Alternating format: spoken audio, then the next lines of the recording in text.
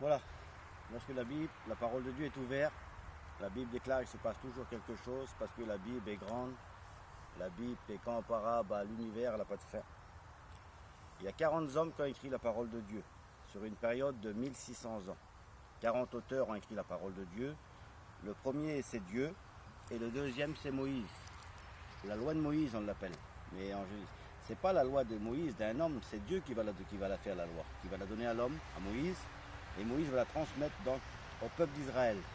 Les 10 commandements, mais dans les 10 commandements ressortaient 613 commandements que les Juifs devaient mettre en pratique. Sinon, s'ils en mettaient 612, ils étaient en porte-à-faux avec la parole de Dieu et ça ne marchait pas aux yeux de Dieu. Alors c'était très difficile, mais aujourd'hui, nous sommes sous la grâce. Merci Seigneur. Alors il y a 40 hommes, il y a 3 millions de lettres, 31 000 versets, 1189 chapitres. Il y a 66 livres, 39 dans l'Ancien et 27 dans le Nouveau. Alors voilà comment ça débute. Il y a 5 premiers livres, le livre de la Genèse, Exode, Lévitique, Nombre, Deutéronome. Ensuite, il y a encore 12 livres d'histoire. Ça débute avec le livre de Josué, le livre des juges, Ruth, 1 Samuel, 2 Samuel, 1 roi, 2 rois, 1 chronique, 2 chroniques, Esdras, Néhémie, Esther. Voilà, 12 livres d'histoire. Ensuite, il y a encore 5 livres, mais toujours dans l'Ancien Testament, toujours dans les 39 livres.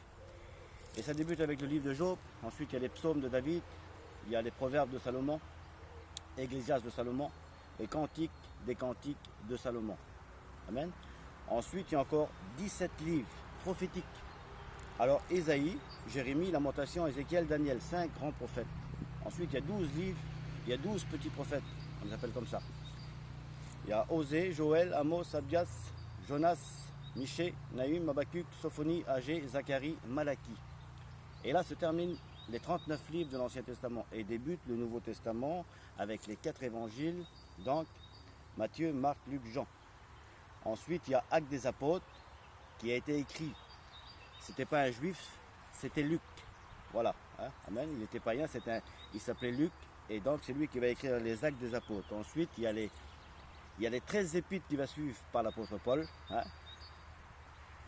1 Corinthiens, 2 Corinthiens, Galates, Éphésiens, Philippiens, Colossiens, Thessaloniciens, 2 Thessaloniciens, 1 Timothée, 2 Timothée, Tite, Philémon, Hébreu, Jacques, 1 Pierre, 2 Pierre, 1 Jean, 2 Jean, 3 Jean, Jude, Apocalypse de Jean, la révélation des temps de la fin.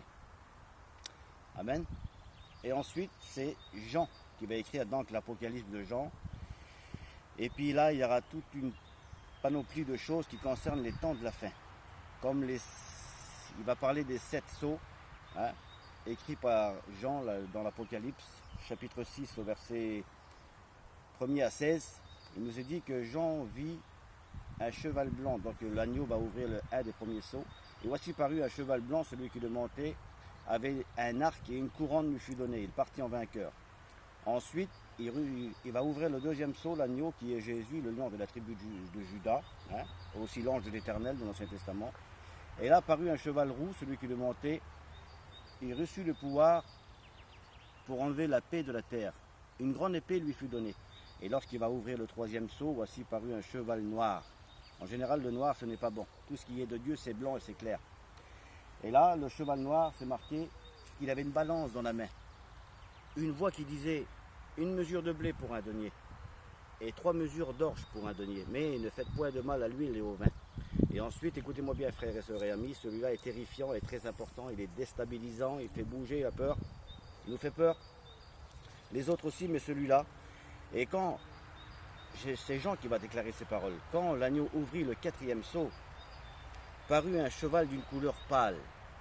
Celui qui le montait, il se nommait la mort, et le séjour des morts l'accompagnait.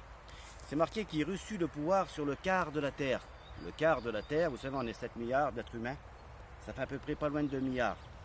Il reçut le pouvoir sur le quart de la terre pour faire périr les hommes. C'est marqué comme ça. C'est Jean qui déclare ces paroles, dans la vision qu'il a vue. Par l'épée, par la famine, par la mortalité et par les bêtes sauvages. Seigneur, comment que c'est important. Toi, tu te dis peut-être, mais moi, si je reste sur la terre, je suis armé, je suis un chasseur, je vais faire face. Ah, écoute mon frère qui m'écoute. Avec quoi que tu vas faire face à ce cavalier-là qui s'appelle la mort, le séjour des morts de la campagne?